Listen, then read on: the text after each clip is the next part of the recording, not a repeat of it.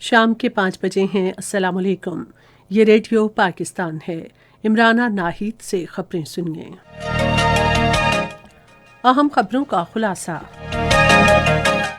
وزیراعظم نے کہا ہے کہ ماحولیات سے متعلق حکومت کی پالیسیوں کو عالمی سطح پر پذیرائی حاصل ہو رہی ہے۔ وزیر اطلاعات نے کہا ہے کہ کرونا وائرس کے باوجود ملک کی معیشت مستحکم ہے اور تمام اقتصادی اشاریے مثبت سمت میں گامزن ہیں۔ وزیر داخلہ نے کہا ہے کہ قانون نافذ کرنے والے اداروں نے ملک میں امن کی بحالی کے لیے لازوال قربانیاں دی ہیں۔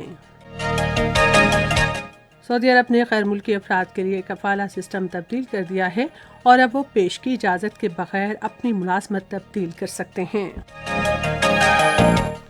اور اب خبریں تفصیل کے ساتھ۔ وزیر اعظم عمران خان نے کہا ہے کہ حکومت کی ماحولیاتی پالیسیوں کو عالمی سطح پر پذیرائی حاصل ہوئی ہے۔ آج ایک ٹویٹ میں انہوں نے کہا کہ حکومت کے کرونا وبا سے بحالی کے پروگرام اور موسمیاتی لائحہ کو خصوصی طور پر دنیا میں سراہا جا رہا ہے۔ پاکستان نے 2030 تک 60% توانائی قابل تجدید ذرائع سے حاصل کرنے کا عزم کر رکھا ہے اور وہ کوئلے کے منصوبوں کو منسوخ کر کے ان کی جگہ پن بجلی کے منصوبے تعمیر کر رہا ہے۔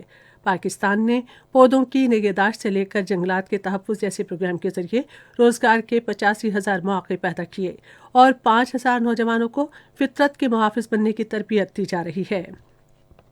پاکستان ملک کو سرسبز بنانے کے لیے سرمایہ کاری اور 15 نئے قومی پارکس کی تعمیر کے لیے کام کر رہا ہے۔ وزیر اطلاعات و نشریات شبلی فراز نے کہا ہے کہ کرونا وائرس کے باوجود ملک کی معیشت مستحکم ہو رہی ہے اور تمام کاروباری سرگرمیاں جاری ہیں۔ وہ آج اسلام آباد میں وزیر سائنس اور ٹیکنالوجی چودھری فواد حسین کے ہمراہ ایک پریس کانفرنس سے خطاب کر رہے تھے۔ وزیر اطلاعات نے کہا کہ حکومت عوام کو ریلیف فراہم کرنے کے لیے پرعزم ہے۔ انہوں نے کہا کہ حکومت کی مؤثر پالیسیوں کی بدولت ملک کی برآمدات اور زرعی مبادلہ کے ذخائر میں اضافہ ہو رہا ہے اور کرونا وبا کے باوجود کاروباری سرگرمیوں کو یقینی بنایا گیا۔ شبلی فراز نے کہا کہ وزیر اعظم عمران خان کی کرونا وبا سے متعلق حکمت عملی کو بین الاقوامی سطح پر سراہا گیا۔ انہوں نے وبا کی موجودہ لہر پر قابو پانے کے لیے احتیاطی تدابیر اختیار کرنے کی ضرورت پر زور دیا۔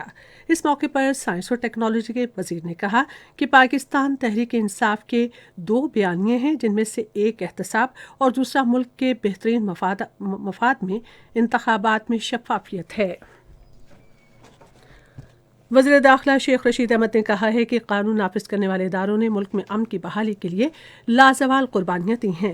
آج اسکاؤٹس ٹریننگ اکیڈمی پشاور میں فرنٹیئر کور کی پاسنگ آؤٹ پریڈ کے موقع پر خطاب کرتے ہوئے انہوں نے کہا کہ صوبے میں قیام امن کے لیے فرنٹیئر کور کی کوششیں قابل ذکر اور ناقابل فراموش ہیں۔ انہوں نے تربیت مکمل کرنے والے نئے جوانوں کو پاک فوج کا حصہ بننے پر مبارکباد دی۔ اس سے قبل وزیر داخلہ نے انسپیکٹر جنرل فرنٹیئر کور میجر جنرل عادل یاسین کے ہمراہ نمایاں پوزیشن کرنے والے جوانوں میں ٹرافیاں تقسیم کیں۔ پاکستان نے لیبیا میں قومی اتحاد کی حکومت کی تشکیل کا خیر مقدم کیا ہے۔ دفتر خارجہ کے ترجمان زاہد حفیظ چودھری نے ایک بیان میں کہا کہ پاکستان امن و استحکام کے لیے لیبیا کے عوام کے عزم کو سراہتا ہے۔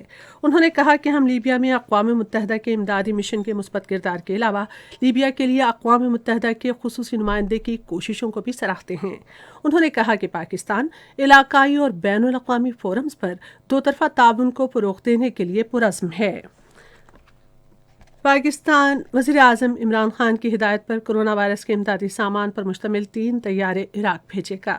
دفتر خارجہ کے ترجمان زاہد حفیظ چودھری نے ایک بیان میں کہا کہ امدادی سامان پر مشتمل پہلا طیارہ کل بھجوایا گیا اور اگلے ہفتے امدادی سامان کی باقی 2 پروازیں بھجوائی جائیں گی۔ کرونا وبا کے بڑھتے ہوئے کیسز کے پیش نظر پنجاب کے مخصوص شہروں پشاور اور اسلام آباد میں تمام اسکول کل سے 2 ہفتے کے لیے بند رہیں گے۔ پنجاب کے جن اسکولوں میں موسم بہار کی چھٹیاں ہیں ان میں فیصل آباد، گجرانوالہ، لاہور، گجرات، سیالکوٹ اور ملتان شامل ہیں۔